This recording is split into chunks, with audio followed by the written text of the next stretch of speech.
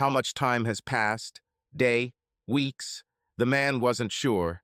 Everything was just beginning to clear out of the fog that seemed to have enveloped him. It was like darkness, absolute and unforgiving. As he stumbled around the empty room, memories of the previous night slowly returned. The sound of the shower running in the adjacent bathroom jolted him. Instinctively, he reached for his weapon. The slot that had been drilled into him by years of muscle memory was empty. His nakedness surprised him, his mind jolted again, and new memories came flooding back. He reached for the nightstand. The bottle there contained enough elixir to help him become more alert. Taking a sip of liquid fire, he groaned with satisfaction. His vision became sharper, and his senses returned to that heightened norm that years of his profession require. "You've finally woken up, dear," she said in a seductive voice. Her every word was wrapped in silken undertones that betrayed her desire. She looked at him with her deep green eyes that hid more secrets than he could ever learn in a lifetime. The towel she used to dry herself hugged her body tightly, showing off the expressive curves of her well-trained body. Her breasts were almost tearing the fabric. "It's almost noon." "Damn," the man replied. "I can't believe I slept so much." "I wouldn't call a drunken stupor a sleep," she laughed, the melodic tone of her voice betraying the hidden steel that protected her heart. It was her greatest asset, her greatest weapon. A weapon that she wielded superbly and, most importantly, ruthlessly and without remorse. "You held on to that bottle like a desperate man. Someday you will learn to keep the voices quiet, even in a dream." "Someday," the man answered. "This day cannot come soon enough." "Is everything ready?" "Yes," she replied, turning her back and letting the towel fall to the floor. He saw her naked many times, but each time it seemed that she was becoming more and more beautiful. Every time the sight of her body took his breath away. "At least on my part, everything is ready." "What about your part?"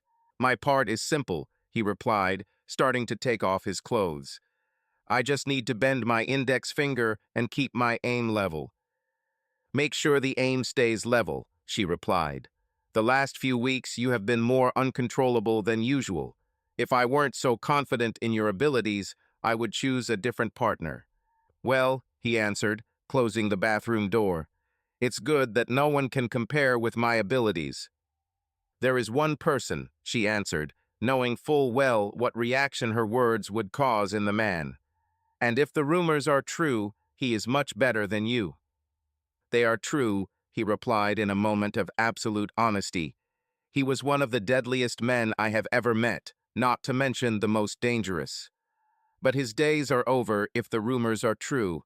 You know this better than anyone. What is this supposed to mean?" She finished buttoning her blouse and turned to look at the closing door. It was a game she played with him often. She knew it would help calm him down before the mission. But this was the first time he answered with complete honesty. They had been together for 13 months, and during that time they had formed a unique relationship that benefited both of them. She couldn't remember when everything became physical. All their meetings seemed to merge into a montage of mental scenes that fueled her passion. She couldn't deny that he was one of the best lovers she had taken. He seemed to know her every need, her every desire, all without a word.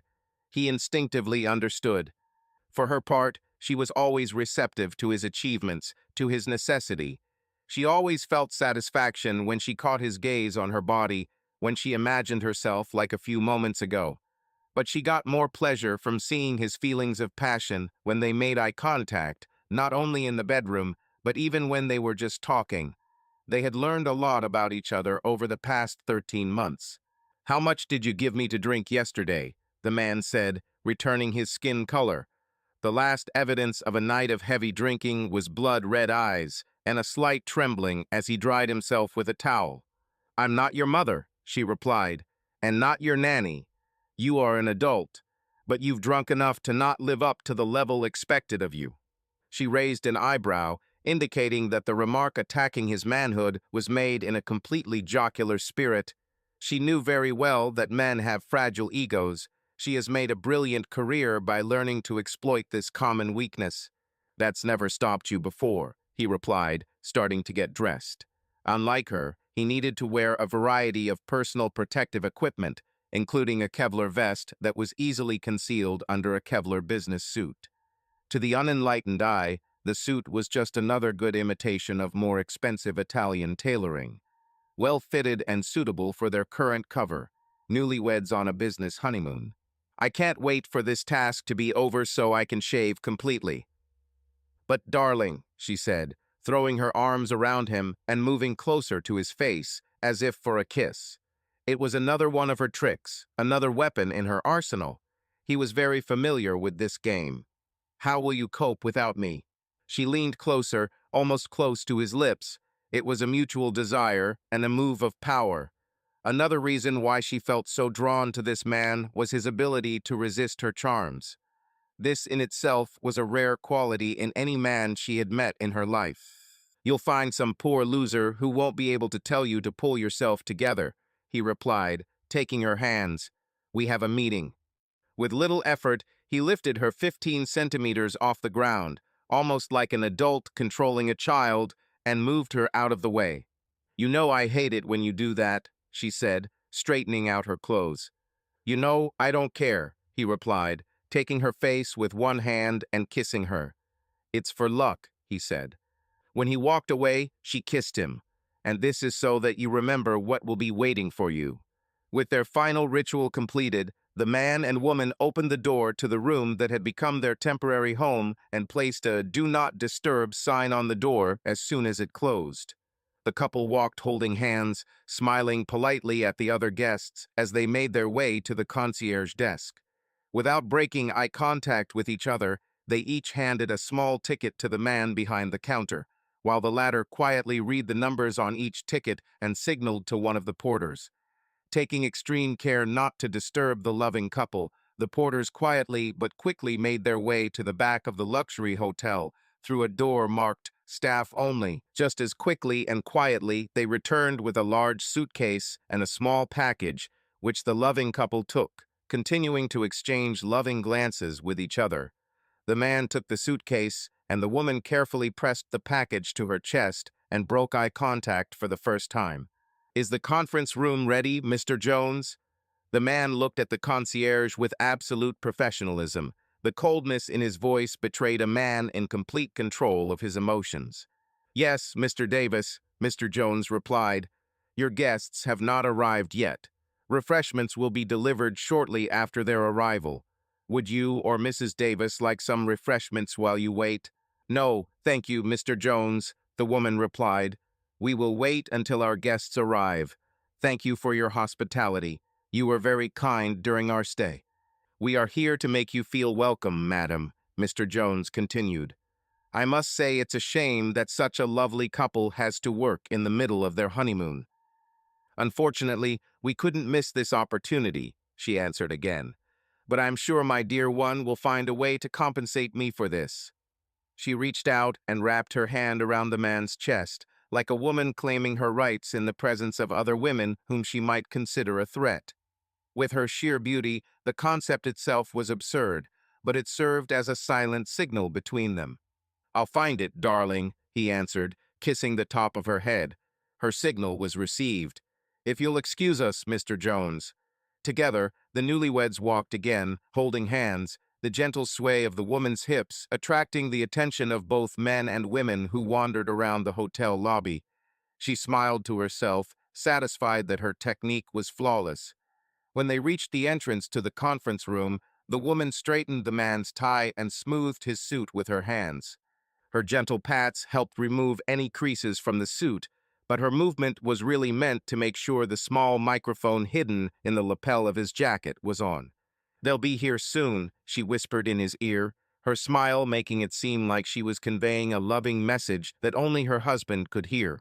His smile confirmed the tenderness of the quick exchange.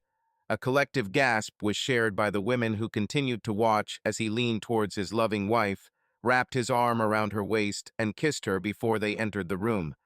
One more secret whisper among the lovers, and they disappeared from the prying eyes of the crowd, which stealthily glanced at the loving couple. Are you sure they will come? John Coleman, a balding man who was about to turn 65, asked the man sitting across from him in a large limousine. John diligently wiped the sweat from his brow, The heat of the place and the high level of tension he felt causing him great discomfort. It's not every day that you can make $1 million by selling one piece of paper, especially on the eve of your retirement. Yes, John, the man opposite him answered with irritation. This was the fourth time he had asked him the same question, but he tried to hide his contempt. There was a lot at stake in this deal, and months of work could be ruined in an instant if he didn't appease his client. I spoke to Mrs. Davis last night and confirmed our meeting. She asked us to meet them at their hotel because they were celebrating their honeymoon. We couldn't ask for better cover, could we? Well, that explains the location, John muttered, partly feeling a pang of guilt. After all, he was betraying his country, but after more than 30 years of loyal service, John felt he was owed more than he would receive. 3 divorces, a lifetime of pain, and almost alcoholism, he will take all this with him into retirement. The modest pension he will receive will not be enough to enjoy a luxurious life, but $1 million will allow him to live well on one of the many islands in South America. Here, the man handed John a glass. That should calm your nerves a little. You don't want to walk into this meeting looking like you're about to lose your breakfast. It doesn't inspire confidence, and what's worse, this may make our clients think that you are setting them up. Yes, you're right, of course, John said, taking the glass.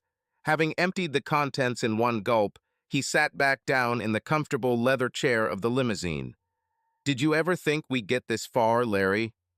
No, the man answered, filling the glass a second time. But this is not the end. We still have to be very careful, John.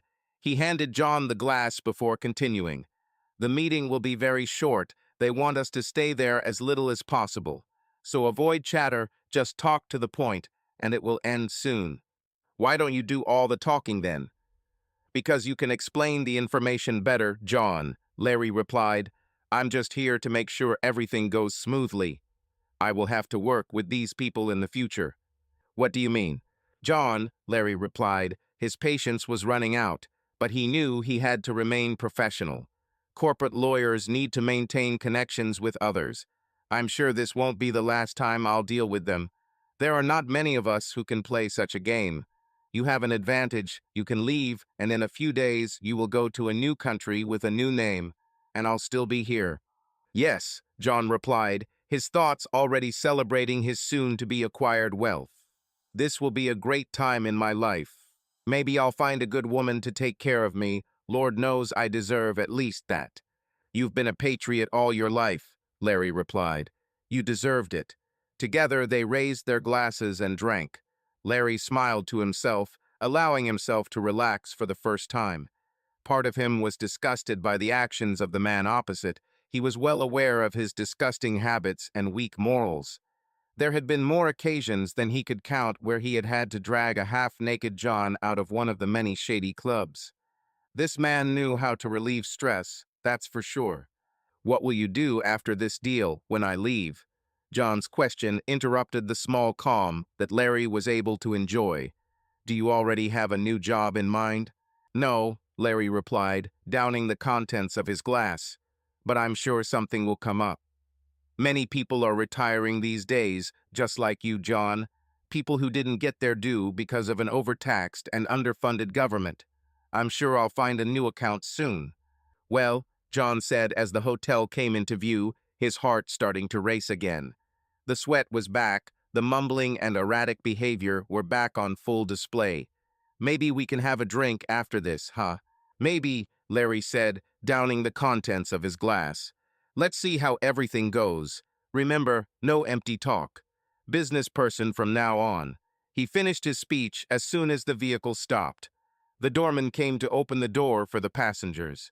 The humid air immediately absorbed the coolness from the car's air conditioner. Wow, John remarked as the hotel's main door opened. This place is phenomenal. It's like a different world compared to the outside. Gentlemen, Mr. G.H.E. immediately greeted the guests as soon as they entered the hotel. Mr. and Mrs. Davis have just entered the conference room, if you follow me. The 3 men walked down the same corridor that had previously seen the loving embrace of 2 newlyweds. The large door leading to the conference room opened to reveal the couple sitting at a large wooden table. The man was immersed in his laptop, typing furiously while the woman stared out the window. When Larry and John entered the room, the door closed behind them. Mr. Davis looked up from his computer for a moment and nodded at the two men. Mrs. Davis moved away from the window and approached the two men, extending her hand to Larry. "Glad you guys could come." Her cheerful demeanor immediately reassured John.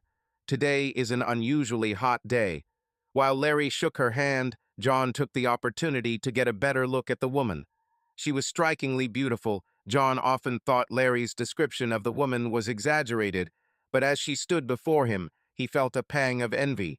"Yes, that's true," Larry replied with equal cheerfulness. "Is everything ready?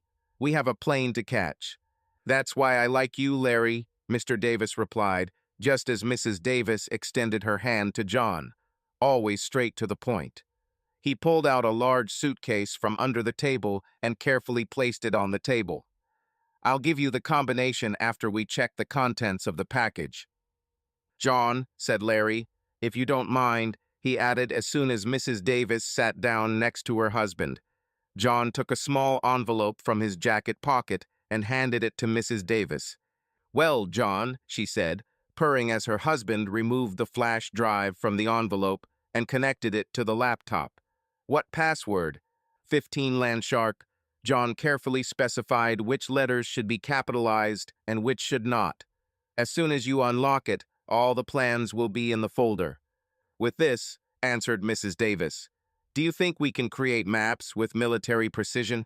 "Darling," John replied, "with the information you have, you will not only have access to military grids, but will also be shown the locations of every base in the world to help you create the best routes for your customers. You will have your own companion at your disposal," he continued, taking a sheet of paper from his jacket. "And with these codes, you will be able to control the satellite." "This is incredible." She looked John in the eyes and gave him a warm smile that almost made John fall. "You could ask for more money or almost anything from us in exchange for this." "If only I knew," John replied, "but $1 million will be enough." "Well, Larry," Mr. Davis interrupted, clearly uncomfortable with how the situation was developing. "We have everything we need. What about the combination?" Larry asked as Mr. Davis packed up his laptop and new flash drive. "Oh yes," he replied. "How could I forget? 1837. John, do you want to open it?"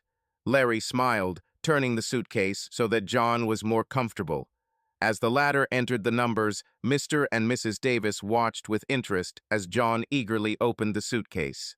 The click of the locks brought another smile to John's face. "What is this?"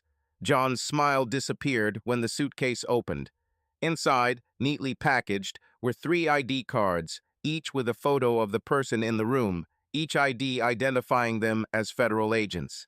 "This is John," said Larry. "It's called an arrest. Violation of Title 18, Chapter 37, United States Penal Code." John whirled around to face the man he was with, and although it was still the same man he had interacted with many times before, he looked completely different this time. "You just sold classified information to 2 federal agents, John. You betrayed your country. But, tears began to well up in John's eyes when the meaning of their words became clear to him.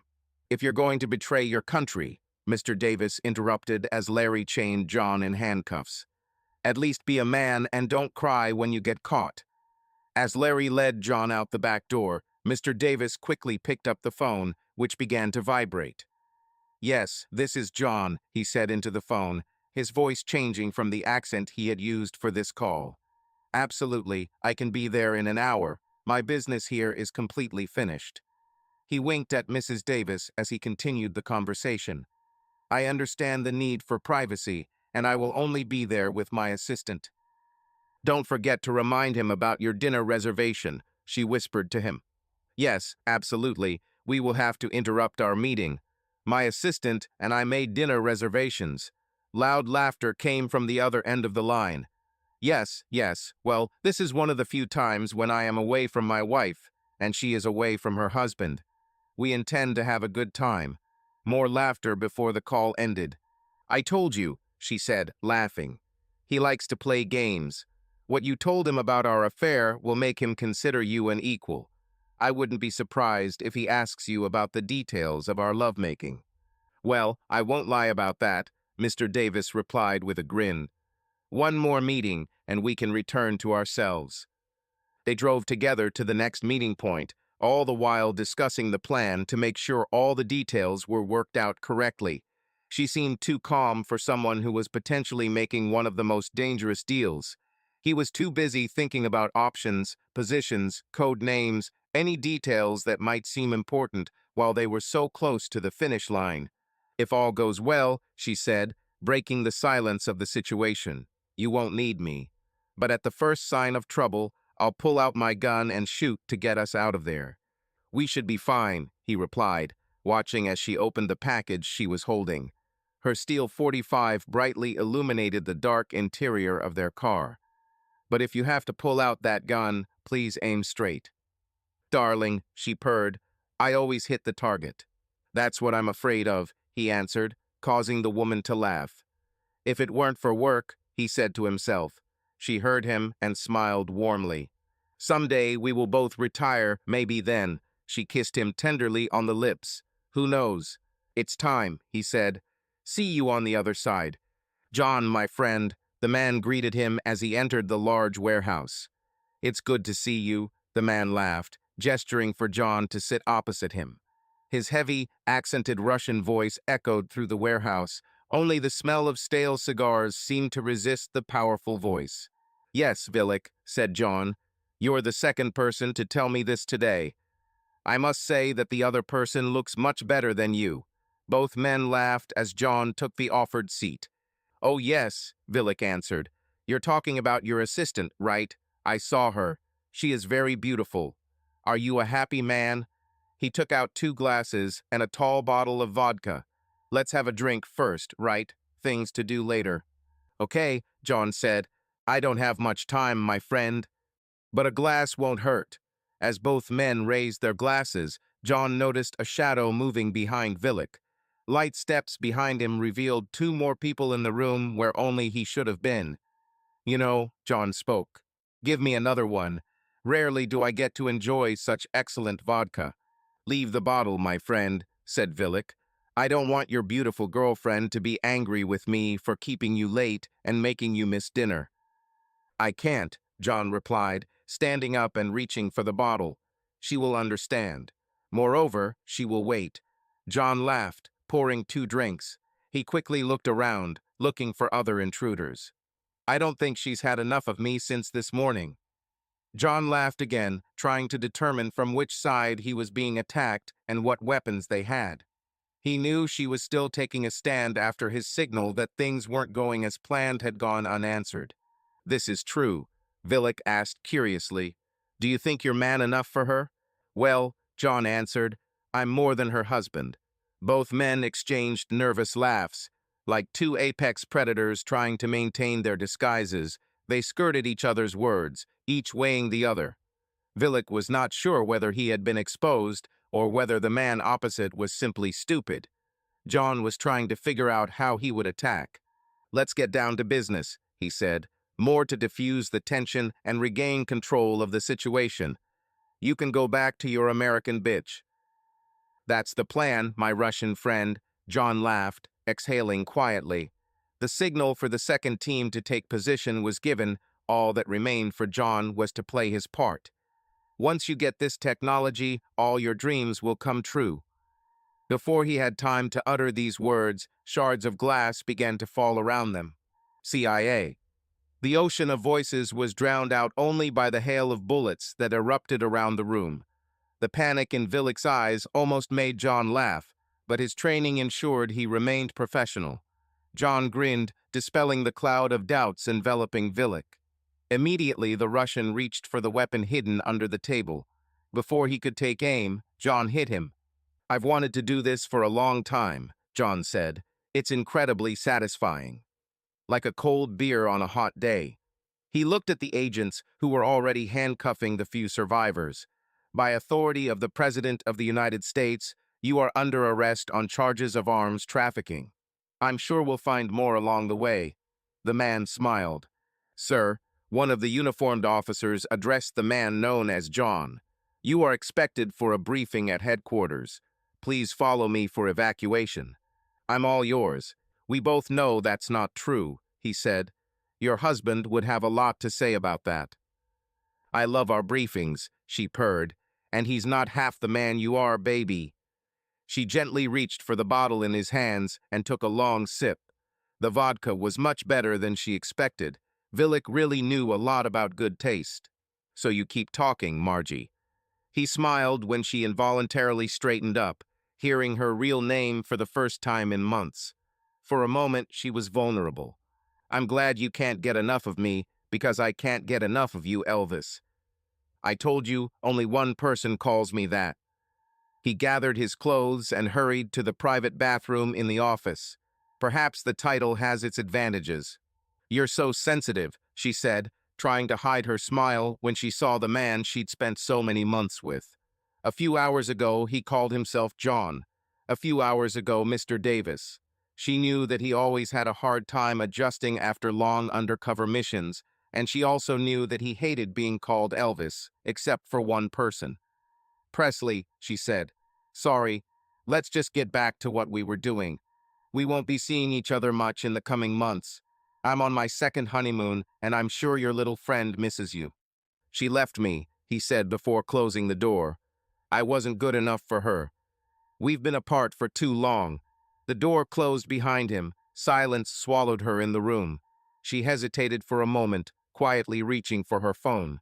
"Damn," she said to herself as the shower started running and her phone screen remained blank.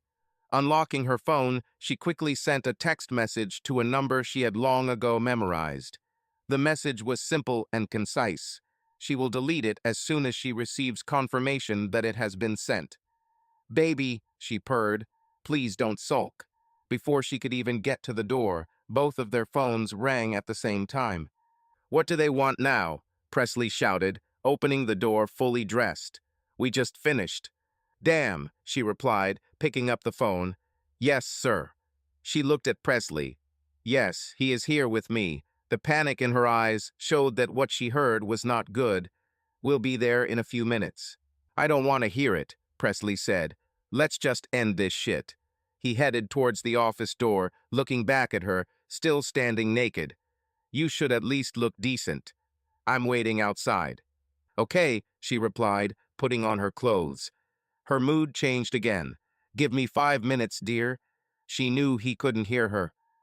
Once again, she checked the phone she was hiding, and it still remained silent and determined. "Damn," she said to herself. For the first time in her career, she was unsure of her plans and her decision to trust this one person. Already her previous plans had gone awry. She could not afford any more mistakes. Her paranoia was growing. She only had a few hours left to control it, and then she would be free.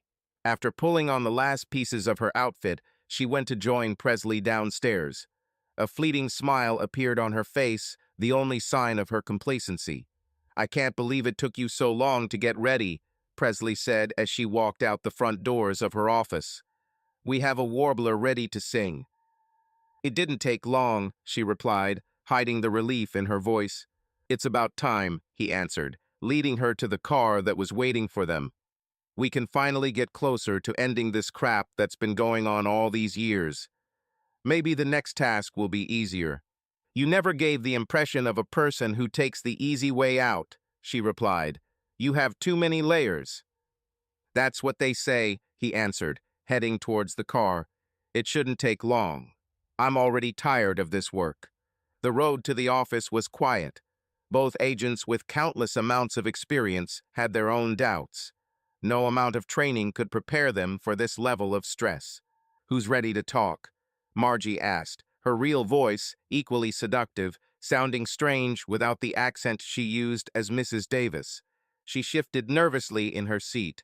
She had seen Presley interrogate hundreds of suspects over the course of their long business relationship and was glad he never used those skills against her. "I don't know," Presley answered, his voice cold. She knew he was always so professional, but this time there was a sense of hot rage in his icy tone. She suddenly feared for who would be on the other side of the table in the interrogation room. They just told me that they wanted me, and that one of them was ready to talk to me. Well, she thought out loud, the Russian's mouth will be silent for a long time. He tried to bite one of the agents on the way to the car. Presley hit him in the jaw to knock him out. He wouldn't be able to eat solid food for months. The other fool is a dead end in itself, so it's probably one of those who didn't die in the warehouse. Perhaps, he replied, parking at the headquarters. The building looked normal from the outside, unmarked, darkened windows, and one visible entrance. Looks like they're not kidding around with the security of this thing, he said, pointing to the bushes in front of the building. His trained eyes easily spotted two sniper teams in position. That's bad, she replied, for whoever is inside. Thoughts arose in her head about why she was so worried about this event. They had done this many times, but something seemed different. Margie couldn't figure out what it was, but her gut instinct was screaming to leave. Her brain reminded her to be patient and that she couldn't just walk away. When Presley parked the car, he smiled at her with that devilish smile that always broke down her defenses and made him more desirable to her. To continue our conversation, he said, if the circumstances were different, I would have made you mine. He leaned over and kissed her. The dark area he chose to park the car ensured their invisibility. She kissed back. All her doubts disappeared from her mind. Well, she said when their lips parted, there is always tomorrow. Let's go. His voice became cold and professional again. We're almost done here. He entered his code on the door and held it open for her. As soon as she entered and heard the door close behind her, she followed the path she had long remembered. When she opened the door to the interrogation room, she saw only one chair. When will they bring him? She entered the room and saw that the cameras were connected. This will be a real interrogation, not torture. With Presley, she was never sure which ones were worse for the subjects. He had an amazing ability to break people just by looking at them. It's not him, a voice came from the loudspeaker. Presley's voice. The door closed behind her, locking her in the room. It's you, dear. I've known about you for a long time. I just didn't think you'd be so obvious. What are you talking about? She cursed herself quietly. She was a master of seduction, and yet this man had deceived her. She should have listened to her gut feeling. Let me out of here, Agent Presley. This is not funny. Espionage is no joke, he said through the loudspeaker, and an attempt to kill a colleague, too. These are serious charges, she shouted. What evidence do you have? She mentally reminded herself that her weapon was still holstered on her leg. Enough ammo to try and escape the building if necessary. She knew that at night and during interrogations there would be no more than 6 people in the building until the morning. The door opened and one agent entered carrying a folder, which he placed on the floor before leaving. She rushed to the folder and saw the first page. Her heart sank as she realized that her life had come to an end. He managed to collect everything, evidence of her actions over the past year. The signature in the memoir was a name she knew all too well. Her own husband authorized the operation. Each of her operations was hijacked that same night. That was the feeling she had in her stomach. Each operation file was often interrupted by her husband. This time was different. The more she turned the pages, the more she realized her mistakes. She knew that Presley was not susceptible to her charms, but she did not expect to succumb to him. He played this game for a whole year. Every night his morale and strength were tested. He fought internal battles every time they shared a bed. Every time they slept together, he fought not to expose her until enough evidence was gathered. He played his game masterfully. You had more than enough opportunities to stop at any moment. The door opened, and Presley was now standing in front of it. There was more sadness in his eyes than she had ever seen. She didn't know if it was still a game or an expression of his true emotions. Every time you did something, I always asked you the same question, dear. If it weren't for work, she muttered under her breath. He asked her this question every time her surgery ended. She always used her own missions to hide the complex details of her other operations, allowing her to use some of her employer's resources for other matters. I always thought this was an attempt to tell me how you feel. That's true, he replied. There was a sadness in his voice that she had never heard before. But now I see where your true priorities are. He looked at the floor for a moment, and she began to act. Quickly, she pulled out her weapon and took aim at the man, pulling the trigger without hesitation. The sound of the trigger hitting metal deafened her. He looked at her, tears appeared in his eyes for a moment, before icy professionalism took hold of him again. I've made sure you haven't been carrying a weapon at your side for the last few months, he said. I knew that you would forget the weight of an unloaded weapon during this time. How? She let the weapon fall to the floor. She was caught, and she couldn't do anything about it. Your husband, he answered. Our boss told me he suspects you were compromised. He put me with you to gather evidence to see if you were involved. He specifically warned me that you would try to seduce me and that I would have to play my part. My husband knew. My report has all the details of every one of our interactions, Presley replied. One of my reports for him did not contain more detailed events. I couldn't bear to see the man more broken than he already was. After the first operation, he wanted me to continue. He suspected that you had a whole network of agents working for you, all collected and recruited from other agencies. Even he was amazed at the number, 37 different agents. He didn't have to wonder how you brought them under your wing. Why now? Margie asked. Why did you finally expose me now? You tried to kill me, Presley replied. I knew about your plan, I just didn't think it would happen so soon. The Russian gave me the key, his passion for you.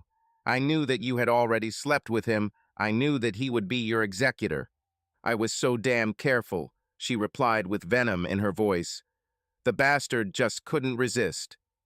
You've always been good at your job, Presley replied. Too good, I think. Turning to leave, she stopped him.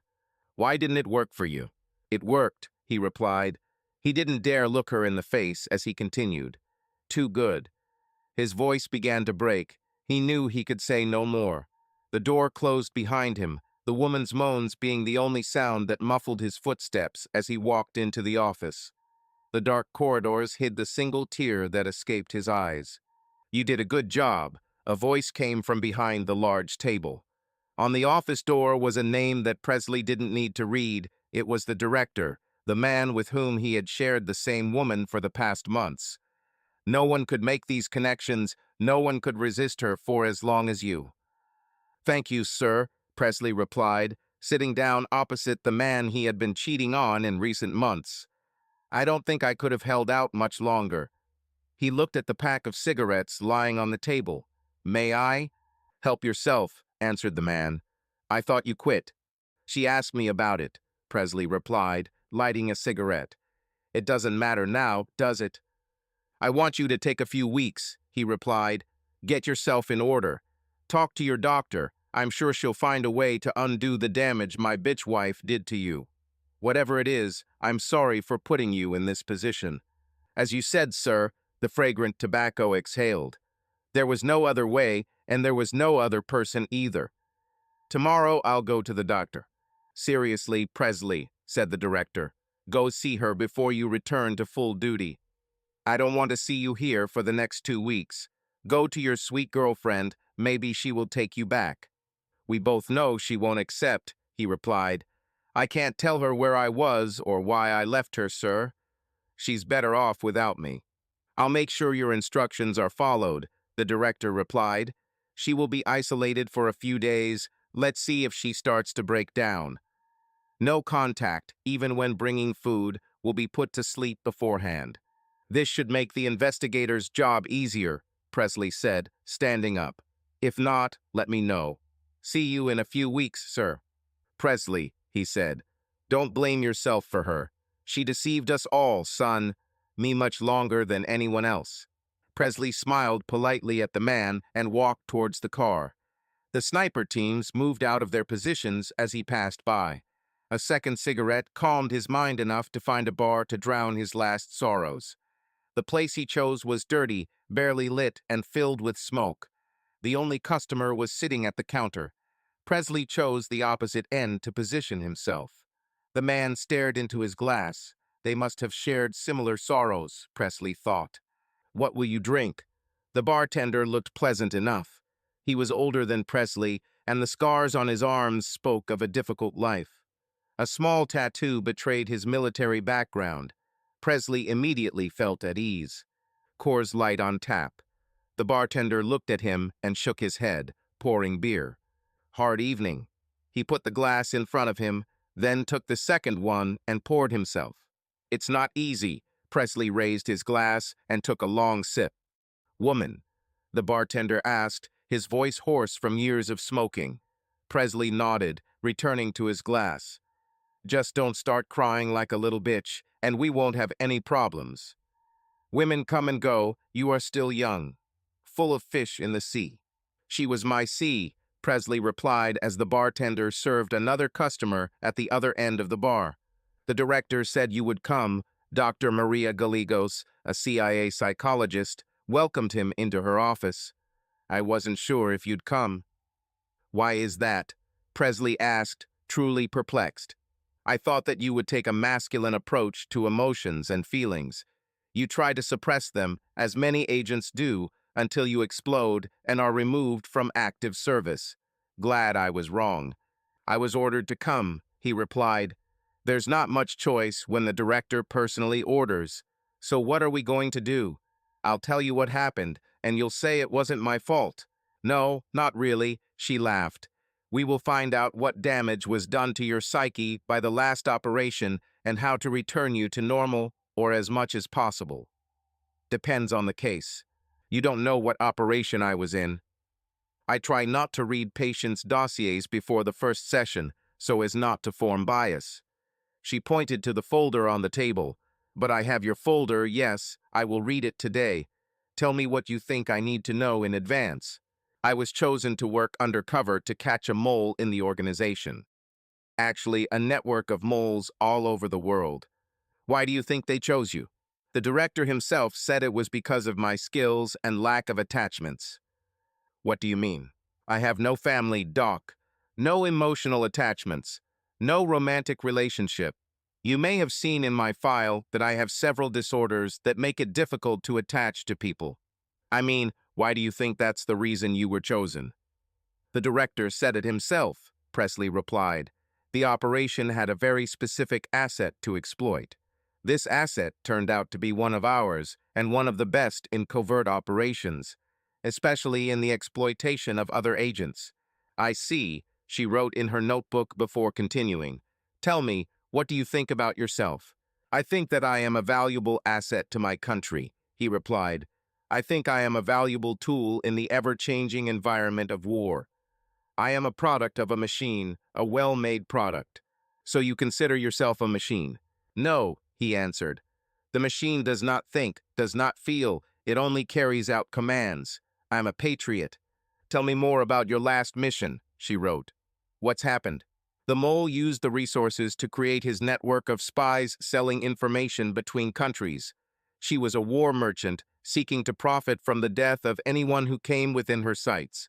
I was undercover for over a year, gathering intelligence by any means necessary.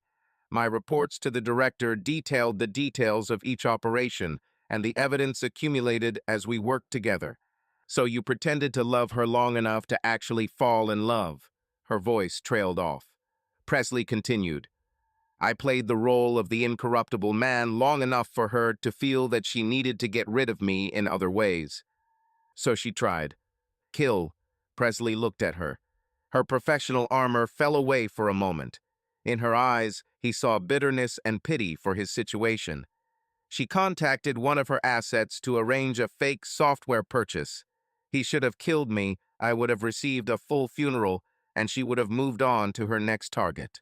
I think I need to read your file, Agent Presley, she said. I'll schedule the next session later. Whatever you say, Doc, he replied.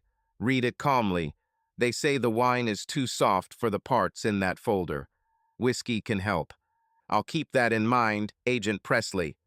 As soon as the door closed, she immediately called the director's office. He did not come. "He's here," she answered. "I can't believe you sent him for such an operation." "Do you know how dangerous this is?" "Read his file," the director replied. "You will understand why you sent it." Without words, he ended the call.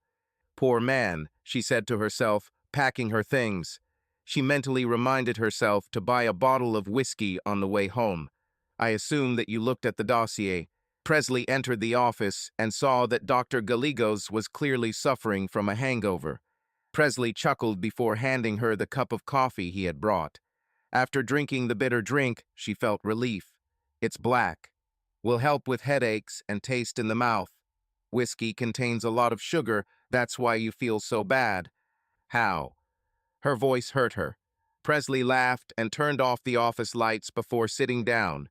"Thank you. How are you feeling today, Agent Presley?" "Better than you, Doc," he laughed. "How do you like reading?" "I've read hundreds of dossiers of agents from different agencies and with different biographies, military and otherwise." She took another sip of coffee, "but none of them had as much obvious psychological trauma as yours." "I should meet my friend," he chuckled. "So, what do you think, Doc? Can you bring me back to normal?" "I don't think there's enough time in your life to bring you back to normal," she replied. "Your previous level of psychological trauma was already catastrophic." She opened his file. "I talked to the director after you left." "Yes, what did he say?"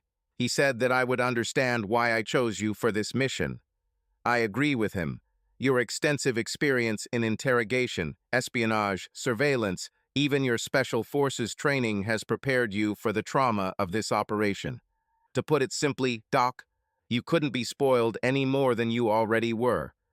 The most I can do is teach you the best methods to cope with growing injuries or recommend that you be removed from field work." "You can't do this." Presley jumped up. It was the worst thing he could hear.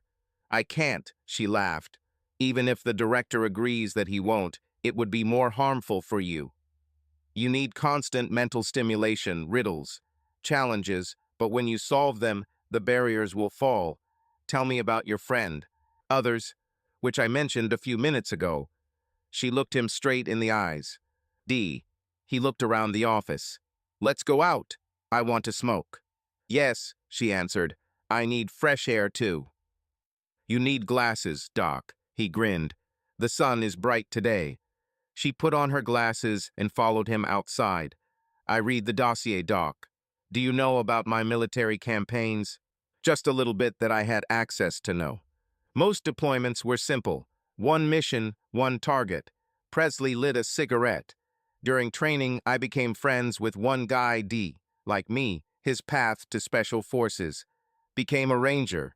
I encountered him several times during my career and lost track until I met him in Fallujah. I read about that operation." "Was he a contractor?" "Yes, that's him." He looked at her. "Doc, he's just as broken as I am. When I studied his file, if you consider my injury irreparable, his is worse. He is probably the only one who can surpass me in everything. People are drawn to him. His sense of duty makes them better people." "So he's your test?" "Yes, he took a long time. No matter how good I am, I know he is better. Seeing it in action is amazing. Every time I see him, it reminds me of myself. How could he be a good person? I don't know how he does it, Doc. I don't know why he didn't shoot himself. Until he does it, and I won't either." "It's a dichotomy," she noted. "You compare yourself to him to find yourself." "Do you hate him, Agent Presley?" "Yes, he took a long time. And no, couldn't have gotten better without him, and he couldn't have gotten better without me. We are like two sides of the same coin, sometimes not the same currency, but still. You know, your recommendations for interrogating Margaret Register worked?" She looked at him. "The director followed your instructions. She immediately told everything. I think she is still being kept in isolation until her trial." "How did you know that this was the best way to break it?" "She needs communication to evaluate herself," he replied. "Without this, all that remains is to show your intelligence. This will force her to reveal details." "Amazing," she continued. "You are so knowledgeable and capable, You can become the best agent in the history of the CIA, but is this not your desire? I don't think so, he replied. I don't want to be a director. I would not refuse a coaching position, but I know that it does not suit me. I'm the best in the field, Doc. I'll transfer your case to a colleague, she said. I was hoping that our conversation would change my mind, but it's better to go to someone else. Why, Doc? I find you attractive. I'm afraid that if we spend more time together, I will violate professional ethics. It's better to go our separate ways, Agent Presley. This is the first time I've been dumped before starting a relationship. He laughed. What? She asked. To be abandoned before the start. He lit a new cigarette and left. See you, Doc. Let a colleague set up the next meeting. Just this. She ran after him, her fists clenched. You can't just leave without an explanation. Doc, Presley laughed. I said it myself. Being around me would violate your ethics. I don't want this. His hands in his pockets, a cigarette in his mouth, smiling at her. I don't know where I'm going and for how long. But I know that I'm not looking for a passenger. I'm not going to help, Agent Presley, she said. I want to see where this goes. Elvis, he answered. Call me Elvis. Do you want me to tell you the details? Presley was sitting opposite another table. The new psychologist asked a strange question. Yes, Agent Presley. The fat man at the table looked at him. His glasses slipped off his nose and almost fell off. He didn't care, but work is work. To understand how you resisted her. Charms, you need to know the details. This is problem. No, Presley replied. Strange, but he thought about it. These psychiatrists are always looking for a reason to assign to the office. Listen, you have access to files, even detailed ones, that the director has not read. Why should I retell it? Once again, Agent Presley, the fat man continued. To understand how you resisted, you need to know what happened. Not only from the reports, but also from your words. Okay, Doc, Presley began, but I need to smoke. Here or on the street. Smoke here, answered the fat man. Only by the window. Sweat poured from his head and his notebook was stained. The recording began when Presley lit a cigarette. It started with the first collaboration, he began.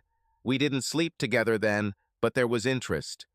She asked questions about my skills and abilities without knowing my full profile. I knew that I served, but not to what extent. She knew that I was dangerous with different types of weapons, experienced in espionage, and most importantly, I had demons. Why is it important? Demons are the entrance. Presley looked at him with pity. This man has never seen the light of day, the barrel of a gun, or the fear of death. Like a weak point in the armor. Something that can be used. We all have demons, some huge ones, which make them a weakness. Others have it under control. It can be used. They will do everything to hide the demons. Mine are easy to recognize. He was a drunkard and a heavy smoker. This is what she used. To gain trust, you need to appear caring. She immediately began to notice my smoking. Her care was loving. After the first mission, the moment of truth. If I thought I could control in turn, I would have asked again. If not, our preparation would be in vain. Before the report had even cooled down, she came and told me to prepare for the next task. All you have to do is appear out of control and give up the vice. Half of the equation, Presley continued. The second part is from her. Having gained trust by showing you care, the next step is to put yourself in a situation where it depends on trust. But this is a controlled situation. If she made a mistake, everything can be undone. Was that the first time you had sex? No, Presley laughed. The test was not like that. Easier. Move a prisoner without the director's knowledge. Instead of interrogation rooms, isolate them. She said it would be easier to break. I agreed and remained silent. By the time we returned, he was not human. We didn't get anything we needed from him, but consent and silence showed that I trusted her. So you are vulnerable to demons, accepted her help by allowing her to criticize smoking, and gained trust by hiding information. The fat man was clearly confused. I understand your game. This foundation was laid, and her game began. Presley continued to smoke. Change the tape, Doc. The next part is long. I agree. The doctor made notes. Take a break, Agent Presley, while I set up the next part. Okay, Doc. I lit a new cigarette. Let's get this over with quickly. I have a meeting. The doctor set up the recording. We discussed the first two tasks and how you gained Margaret Register's trust. Tell us about the next stage of the plan. The next step was hers. Presley answered. Her plan was to seduce. Now she knew that I was ready to hide from the director. She knew that he was her husband. This was also a test to see my reaction. If I was surprised, she would doubt me. If I showed indifference, she would think that I wanted to sleep with her in order to frame my boss. I had to do something unexpected. I said, I know. What do you know? That I know that it's her husband. This showed her that she was in control of the situation, knowing that her advances were ongoing. I didn't reject her, showing her that I could keep secrets. If I can keep quiet about her flirting with her boss, what other secrets can I keep? We got a week off before the next task. I disappeared. How? Became unattainable. Started dating a woman I met earlier. I ignored all her calls and messages. For a week, she tried to contact me, but I remained unreachable. This is how my game began. Became unattainable, incorruptible, a great challenge. When she returned, she was suspended. I thought I was wrong. I continued my role. I wanted to gain her trust so that she could seduce her. Why did he do that? If I am available, she will control our relationship. He smiled. When he returned, he spoke about the new girl. She realized that the other was busy, so I became an even bigger challenge. I was an asset, now she had a reason to corrupt me. I became the game she had to win. The first mission was to infiltrate the trade in prohibited substances. The first evening was observation and notes. We were investors looking for an opportunity to get rich. To get her off the sex table, we were newly married. The cover demanded that we share the room, the first of many. Was that the first time you had sex? No, he laughed. She tried. She said that it was more convenient for her to sleep naked. I slept on the floor. The days were the same. All day long, the loving couple tortured me with their body at night. We investigated for 7 days, and on the 8th, she almost gave up. I came out of the shower in a towel as usual. I knew it was my moment. Moment? I got out of bed and went to the bathroom. She took a step for me to pass. I pulled her towards me. A moment later, we were having sex. She ordered room service, food, and a bottle of whiskey for me. Extended our number. The third time was interrupted by a knock on the door. She opened the door naked. The young girl tried to look away. She silently placed the order and left. This small exchange fueled her passion. We sat down and discussed the mission while eating our food. She poured glass after glass of whiskey for me. Soon we were both drunk. I from alcohol, she from passion. Then, the doctor's breathing became shallow. Then we went back to headquarters, and I handed over the first report to the director. I gave him one report that left out the more important details you heard. The second report was included in her file. How many such meetings have you had? Several, Presley replied. Look, Doc, can we do this another time? I have a meeting, and I'm already late. Of course, he answered with a tinge of sadness in his voice. Same time in 2 days, Agent Presley. When Agent Presley left the office, he smiled at the face that looked at him through the window of his Chevrolet Impala. He still couldn't believe that he was so lucky to meet such an amazing woman in such undesirable circumstances. Is this smile for me? You know I am, Dr. Gallegos, Presley replied. You make my heart happy. I wouldn't really like it if you called me by my professional name, Maria laughed. I think this meeting went the same as the others. We went into details of the operation, he replied. I'm sure he'll become very familiar with that part of the story. Ugh, she replied, and her tone changed to serious. Do you think this helps you?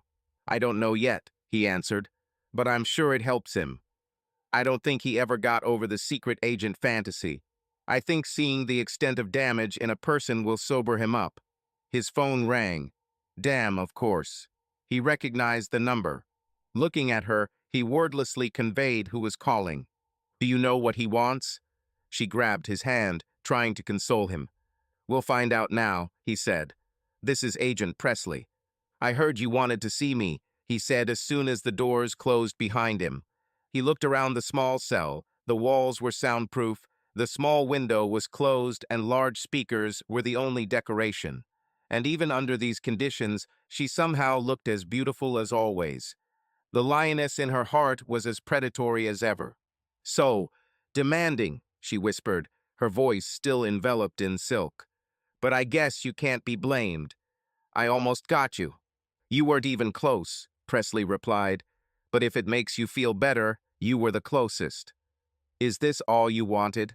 Of course not, darling, she purred, walking slowly towards him, her hips moving brightly with each step.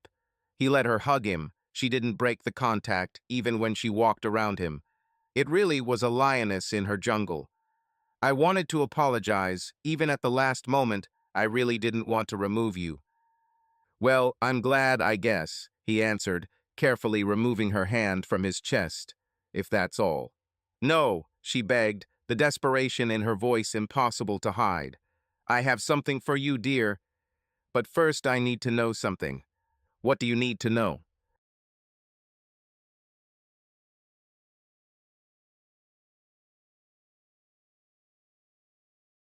I don't have time for this, Margie. He straightened his clothes and turned to the door. Her panic was obvious. She was yearning for any human connection. It's about him. She giggled, seeing him freeze. Believe me, dear, this might be interesting to you. It wasn't a game, he replied. Your turn, what do you know? Well, you're a wonderful actor, she laughed. One of the best, perhaps. I know that the director is keeping a close eye on him, and he knows where he is at all times. Forgot our time together? I already knew that, he replied. He himself said that he would. You have nothing, Margie. I can't say it was pleasant. Then do you know that he returned to the States? Again, the surprise on his face brought her great pleasure. Oh, he didn't tell you. Forgot our time together? No, he answered, but there's nothing to remember. How did you know? He had an accident. His plane was blown up on takeoff. He was in the hospital for several months, went through rehabilitation and moved. So your new girlfriend is one of ours. No, I think after me it would be two. Oh no. Are you sleeping with the doctor? She is here. Is he listening to us? Presley looked at the mirror. Why is this important to me? Tell me, Doc, how much did I break it? Do you think you have enough time to put it together? She was laughing. He lied or is incapable of love. Do you want to be with a sociopath or a chronic liar? She continued to laugh as Presley walked away. Presley, he returned to his family. I thought you should know. Are you okay? Presley hugged Maria as soon as he left. She was clearly shocked. I need to ask you, she replied. How do you do it? How do you prevent it from getting under your skin? You don't allow it, he answered. You let it in, then seal it with layers of cynicism. Did you know what she said? No, she answered. What will you do? I'll talk to the director, he replied. He must explain himself. Wait, she begged. A medical certificate is required before departure. You don't need a certificate for questions, he answered, heading to the office. At a minimum, you need to know how she found out the information before me. Quickening her pace, Maria followed him, and together they entered the director's office. Agent Presley, Dr. Gallegos, how may I help? How did she know that Dee had returned to his family? Presley hit the table. The solid oak furniture shook from the impact. And why did you find out before me? Agent Presley, the director's voice was calm. He expected this conversation, but Presley surprised him. You are still on the inactive list without a certificate. But to answer, I don't know how she found out. I'm starting an investigation, but before your visit, she had no contact with anyone. You will receive your certificate, he replied. If she's right and he's with his family, you know how dangerous it is. Already contacted the FBI, the director replied. They are exploring. Such a trained asset cannot be left without supervision for long. Continue your sessions, Agent Presley. I'll keep you informed. Before Presley left, the director's phone rang. What? Yes. Snapping his fingers, he attracted Presley's attention. Exactly? Confirm. I'll send our assets to help, you understand. What? Asked Presley. Your friend, the director looked at Maria. His brother is behind bars. He is preparing to manage the family business. Damn, Presley replied. We need to get his brother out and put him in a safe place. Otherwise, it will be a war that cannot be won. I'm leaving in a few days. Okay, answered the director. I'll connect with local activists. The director took the phone. Pack your things. This will be more dangerous than your last mission. Be careful. So, is that all? She asked when he finished packing his bags. Are you just going to pack up and leave because of this family nonsense? What do you want me to say? Presley looked at her. She was more beautiful when she was angry. I have to go. But why? Why do you want to go? Why do you want to get involved in the business of such a dangerous person? Do you know his name? You always call him D, she replied. Damien. That's not why we call him D, he interrupted. We call him D, like the devil. If he leads the family, we won't be able to stop him. He may be dangerous, but he won't attack me. Why are you so sure? Fallujah, he replied. If I don't bring the war to him, he won't bring it to me. We must try to stop him if he is going the wrong way or protect him if we are wrong. D is an honest person despite his past. Besides, if the roles were reversed, he would have done the same. Please, Elvis, she kissed him tenderly. Please be careful. Come back. I'll try, he replied. I will be in touch. He started to leave, but before closing the apartment door, he said, without looking at her, You know that I lied to her, right? To whom? She was still trying to hold back her tears. Margie. I lied when she asked if I loved her. I loved very much. That's why her betrayal hurt so much. Deep inside, I hoped I was wrong. I know, she replied. We'll talk when you get back, Agent Presley. As the door closed, she heard him say, Goodbye, Dr. Gallegos. Presley headed to his appointed place. The director warned him that the situation would be difficult and dangerous. He thought about Maria, about how she held on at this difficult moment. His mind was filled with thoughts of the upcoming mission and what he would learn about his old friend. A few days later, he arrived at the place.